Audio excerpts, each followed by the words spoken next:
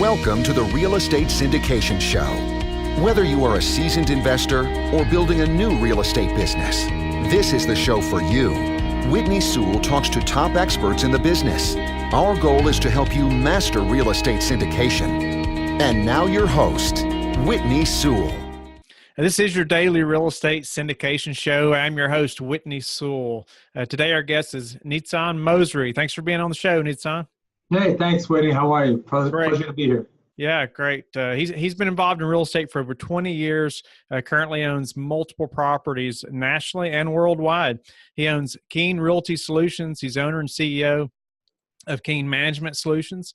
His background ranges from managing commercial assets, recognizing emerging markets, property management, syndication, mentoring, and many other aspects of real estate. And just grateful to have you on the show.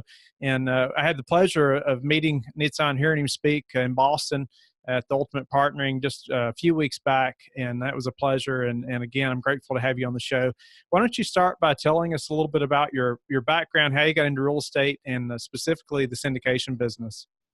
Yeah, sure. Well, my father was always in real estate, and he always taught us that the richest people in the world, it doesn't matter how much money you have, but it doesn't matter how big of a piece of land.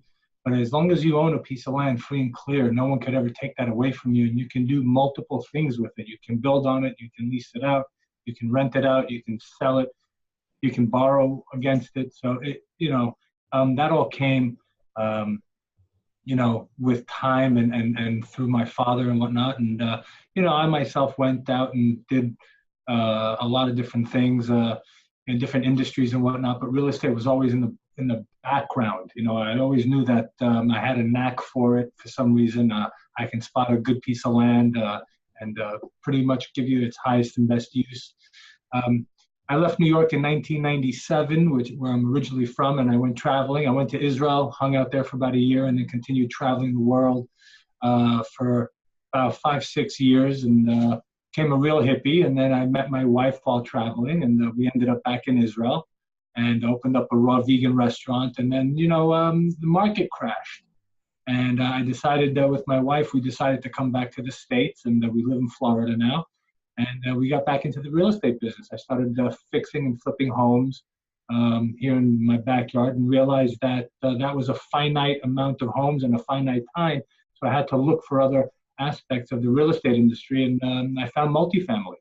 And, I've always been, I never understood how people can, walking in Manhattan, how people can go and buy these huge buildings, these enormous hundreds of millions of dollars and whatnot. And then I met someone, one of my mentors, and he taught us how to syndicate, how to raise money using other people, right? How to buy assets using other people's money, where they have a limited say in what goes on, not no say, but just a limited say on what goes on. And where, we, the partners, we go out and we find the deals and we bring them together and we run the asset. And so for the last 10 years, I've been doing multifamily. And we branched out and brought, and went out into different asset categories as well. We own a hotel and a marina and so forth. So it's been a real exciting journey, and I can't wait for the future. Nice. So you were in the restaurant business, market crash. You came back to the States. You decided to get back into real estate. You wanted to build on the larger buildings. So you started doing some research, found a mentor, somebody to help you learn that business. I guess what gave you the confidence to be able to start, a syndication business, as opposed to, I always hear people say, well, wait a minute, you got to start with the single family home and buy this one and grow and then do a duplex and then so what gave you the confidence to really jump in and start syndicating? It was a couple of things. One, I had, I came across my partner, who we're still partners today. It's a decade-long investment that we've made in each other. So I have a great partner who really complements my skill sets, plus also the mentoring and coaching. And, basically the big, the umbrella heading would be education, right? Getting educated and having someone there to help you navigate, the muddy waters of commercial real estate syndication, right? So, my mentor, David Lindahl, right? He was great. Got to know him personally. Have a great coach. We still talk to our coach, even though we're doing deals constantly. We just closed on a 44-unit project in Athens, Georgia, and we got another 92 units under contract in eastern suburbs of Atlanta. So, even though we're doing fantastic, and thank God for that, we still have our coaches, we still have our mentors. We always network and we grow our business. So the education aspect was really crucial and critical for our success. Nice. So you mentioned that you also did hotels and marina. That's interesting. I haven't heard anyone say, especially a marina, before. Tell us a little bit about why hotels, or why something other than multifamily, and how did that come about? Well, the marina came about. We were doing a type of Shark Tank at one of the ultimate partnering events.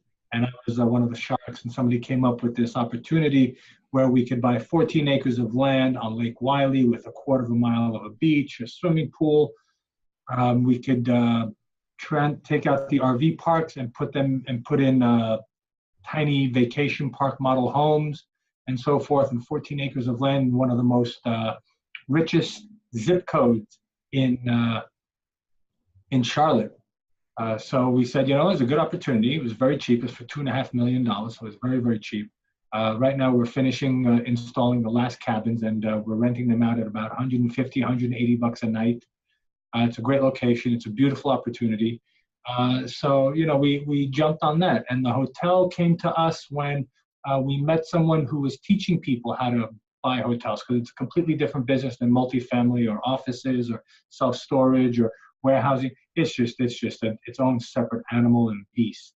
So you really have to know what you're doing in that one.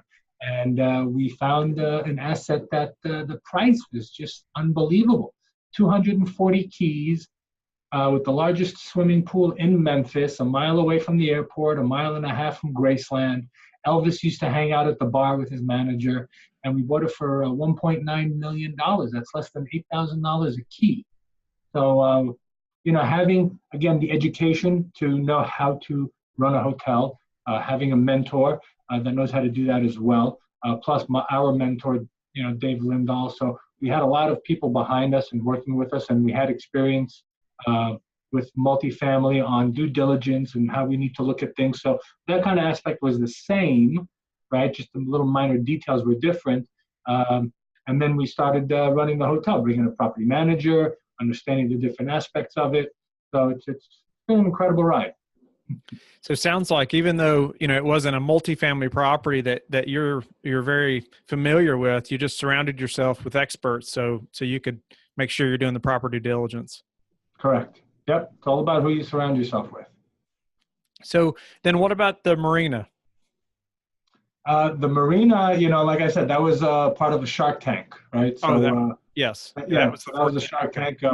We put in 37 vacation, the little park model homes. We renovated the place. We did the pool. We did the offices. We have websites. We have landing pages. We were on Airbnb. So that is also part hospitality and whatnot. But what we liked about the marina is that there were multiple streams of income, because now we can do events, we can do weddings, we can do corporate getaways, right? Things of that nature. We do yoga on the water, paddleboard yoga and all that kind of stuff, birthdays. But also when we sell it, we have a couple of different strategies to sell. We can sell it to another buyer who wants a marina and so forth, or we can sell it to a developer who wants to develop 14 acres of land in one of the richest zip codes in Charlotte. So that's what I like to look at is different exit strategies, different streams of income. This is something that we always look for in our properties as well. That's awesome that you've had this experience in numerous different niches now. But tell us, from your experience over many years now and many properties, what's been the hardest part of the syndication process? Is it finding deals? Is it raising capital? Or is it something else completely different? It all depends on who you are and what you come to the table with, right? There are people that, I met a guy, he is a doctor, and his father is the head of the surgical unit in the hospital, and his father runs the hospital and so forth. And they've been there for 10, 15, 20 years. So they know all the doctors. They know all the surgeons. They have the respect and the trust. So when they started looking at multifamily, it was very easy for them to raise capital. All they did was go to their doctor network and say, hey, you got $100,000? Yeah, sure, here's $100,000, right? These doctors are making that in a month, some of them, with what they're doing. So for them, it was very easy to raise capital, and then they would raise capital and they would find someone who had a deal, and they would partner up together, and they would work, and they would go, and then they moved forward very quickly. For us, we have a lot of deal flow. We have a lot of fantastic deal flow. So for us, especially me, I was out of the country for about 15 years, and when I came back, I had to rebuild my network. So that's taken a lot of time, right? Because people, think about it. You come to me and you say, listen, I've got a great opportunity, great, but if I don't know you and I don't trust you, I have no idea if I like you, I don't know your track record, I'm not going to invest with you. So building a relationship with people takes a long time, especially when it's a sincere relationship. But once we build that relationship, then we can foster it and grow it and move into that person's network as well, and help them achieve success. But for us, it's been finding enough capital to fund the projects that we have on the table. So that's been one of the I wouldn't say it's impossible. We just closed 3 deals this past year. We're getting ready to put in our 4th one. So we are finding the money. It's coming. It's just I would like to have more of it. So can you give us some ways that you all are overcoming that, finding the capital, some ways you're working those problems out? Sure. Going to different networking events, but specific networking events where there are high net worth individuals. So for example, like fundraisers, right? Get involved with your chamber of commerce, with your local chamber of commerce, and find out what the gala events are, right? These big fundraisers, cystic fibrosis events, Alzheimer's events, all these fundraisers, people go there, they're philanthropists. They've made money, they're making money, they know people, and that's a great place to start networking and building relationships. I wouldn't necessarily, if it's your first time there, I wouldn't necessarily go and hit people up for money. They're just gonna laugh you out of the room. I do suggest going and building relationships, joining your Rotary Club, your local Rotary Club, because people want to see you giving back to the community as well and being part of the community so that they can trust you. You become a name where people see that you're going out there and doing good. And then you start building these relationships with people and they come back to you. And now you can say, hey, you know what, we're working on something. I think this might be interesting for you. Why don't you take a look? And now you have a relationship with these people and you can do that. For example, I work out of my CrossFit gym, and there's a guy who's my age. He's about 6 months older than me, and he owns his own landscaping company. And we've been talking back and forth, and we work out together. We do the classes together, and we hit it off, and we became friends. And he's like, so what do you do? I said, I invest in commercial real estate. I gather people around, and it's fantastic, blah blah blah. And that was it. And he started talking about his dad and how his dad had a couple of houses, and he'd like to get into real estate and so forth and blah, blah, blah. And he goes, let me know next time you're working on something, send it to me. I'll take a look at it. Okay, well, we were working on something, right? But I didn't tell him, I didn't want to push. I let them come to me. So then I sent him our first project. He liked it. He invested $50,000 because he wanted to test the waters. And then he came in with another $100,000 on our next deal and with another $50,000 on the next deal. And, now he and I have a trust and a bond. Now I can go to him and I can say, hey, dude, who do you know from your network? How many other guys do you know that are like you that would like to get involved in something like this? And then it just grows and grows and grows. Nice. So it takes time, right? It doesn't happen overnight. It takes time. Listen, if you're the guy that has, or the woman, if you're the one that has the network, the market, the people behind you that you have, then it shouldn't be that difficult, right? It usually takes a long time to find the money because, if you can go to a broker and you can tell, listen, I've got $1 million worth of investors in my back pocket right now and we're looking for a deal, they're going to give you a good deal. But if you're somebody that's starting out and you go, well, I don't know what I'm doing yet, I'm just starting out, I've got to raise the capital, then they're just going to start, sending you their they're not so good deals. Could you give us a breakdown of maybe the 44 unit deal that you all just closed on, and kind of how you found it and what's happening? Sure. So one of our partners has a great broker relations in Florida and North Carolina and Georgia. He's been working with them for the last 10 years. So we started buying smaller units in secondary and tertiary markets because there's not a lot of competition for the smaller units, anywhere from like 40s to 95 in that bracket. Everybody's going for the 100, the 200, right? We all think, go big, which is great. But when you're in a market like today, where you've got all these funds and whatnot coming in, it's very competitive. So we decided to go for the low-hanging fruit. So because we've been able to close on 2 or 3 deals already in that market, these brokers now send us the deal and say, these guys can close. We Nice. know that they can close. They have the capability, they have the sponsorship, they have the team, they can raise the capital, boom. So the broker that we were working with on a different asset, he sent us this property. It's 44 units. It's got a master lease on it, meaning that there's one tenant in there that's half privately funded and half government funded. It's a behavioral health group that helps with battered women and families and stuff like that. They house them and so forth. So we went in. There's a lot of upside in the rents since rents haven't been really raised. So now we closed on it. We got a great price per door, a great cap rate. Right now we're in negotiations with this group for them to sign another year. But when they sign another year, their rent is going to go up $100 for the year. So in one swoop, we're going to be able to increase all the rents by $100, which will bring it then to market rent. Once we've done that, in about 6 to 9 months from now, we're going to go in and we're going to start renovating the units. We're going to get ready for them to start moving out. And when we start moving them out, we're going to phase them out building by building, so that it's not a mass exodus and that we don't have a vacant property. But we're going to slowly phase them out, bring in new tenants, right? Raise the rents even a little bit more, push the rents higher, get new tenants, fill that property up with independent leases, run it for another year or so, give our investors a good cash flow distribution, and then probably sell it. Nice. Move on. Could you explain the master lease again, just kind of what that is for somebody that hasn't heard that term before? How does that apply to a 44 unit property? Sure. So a master lease. So this organization came to us and they said, listen, to the previous seller, and they said, listen, we need 44 units. You've got 44 units. We will take over everything. We will do everything. We will pay the mortgage. We will pay the taxes. We will pay the insurance. We will take care of the maintenance. We will do everything. And we will give you one check at the beginning of every month for the rent for all of the units.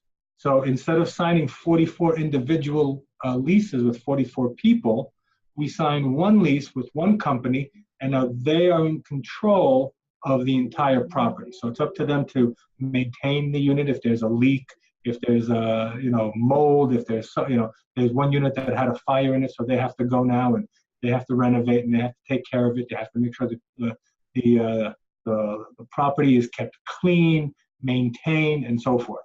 So they have a lease on the entire property, like an umbrella lease, where they control everything, they take care of everything, and they just give us the rent. And it's very, very easy. That's a master lease.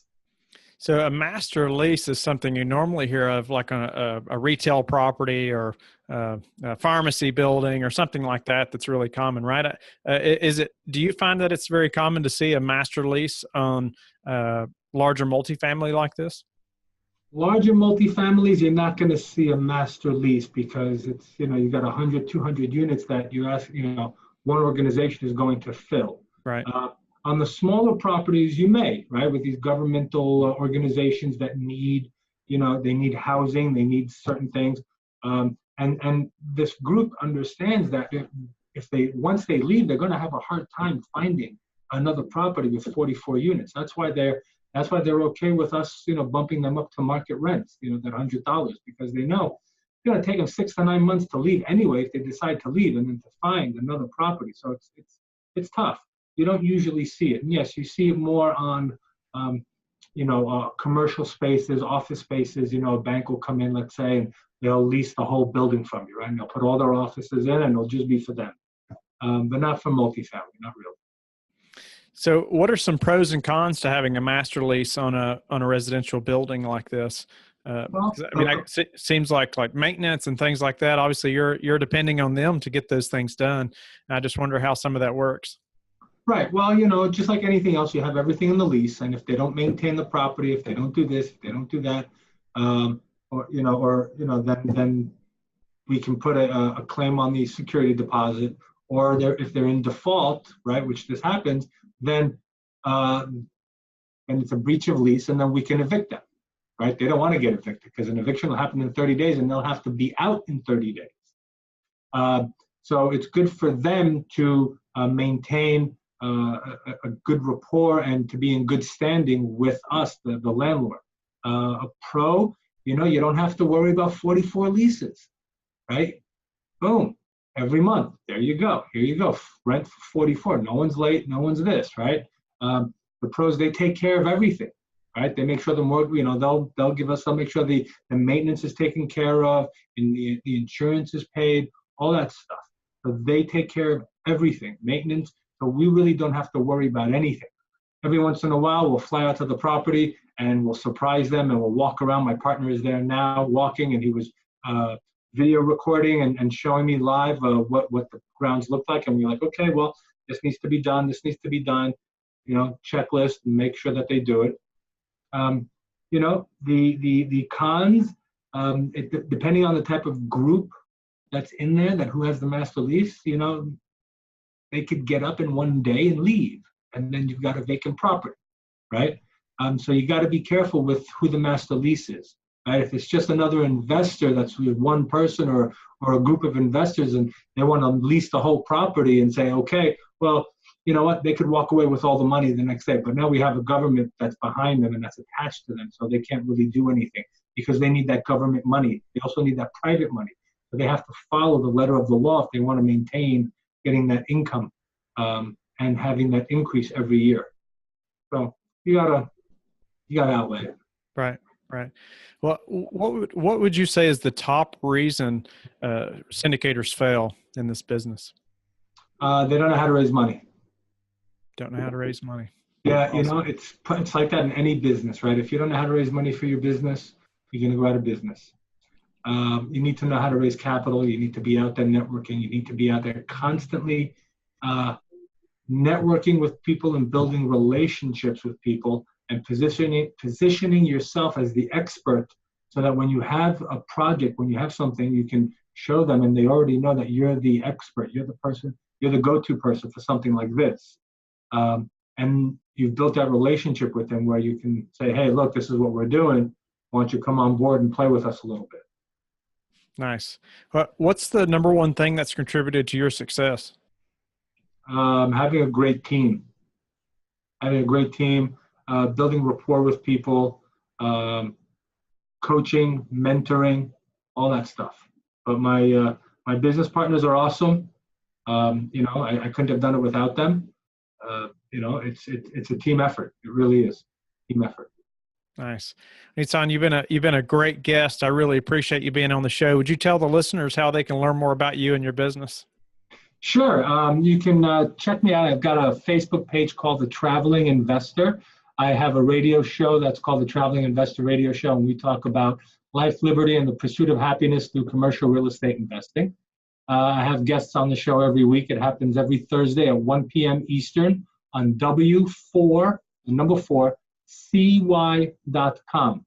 That's W4CY.com. You can also go on iHeartRadio, iHeart.com, and go to the podcast section, and my radio show is uploaded every week after the show is aired. Gets uploaded as a podcast, so you can check out my previous shows as well. Instagram, Traveling Investor as well. And my website is www.investwithcip.com. That's Charlie Indigo Papa, and it stands for Cornerstone Investment Partners, the name of my acquisitions company. My email is Nitzan, Nizan, at investwithcip.com. So yeah, feel free. Awesome. Hit me up. Awesome. Well, I hope the listeners will reach out to you. We'll definitely have your information in the show notes, and so they can find it easily. I encourage listeners to go to the Facebook page and where they can interact with all the guests, and we can all learn this business together and improve. And thanks again, Nizan, for being on the show. You've been a great guest. Thank you, Whitney. I appreciate it. It was awesome. Yeah, and we will talk to all the listeners tomorrow. Thank you for listening to the Real Estate Syndication Show, brought to you by Life Bridge Capital. Life Bridge Capital works with investors nationwide to invest in real estate, while also donating 50% of its profits to assist parents who are committing to adoption. Life Bridge Capital, making a difference, one investor and one child at a time. Connect online at www.lifebridgecapital.com for free material and videos to further your success.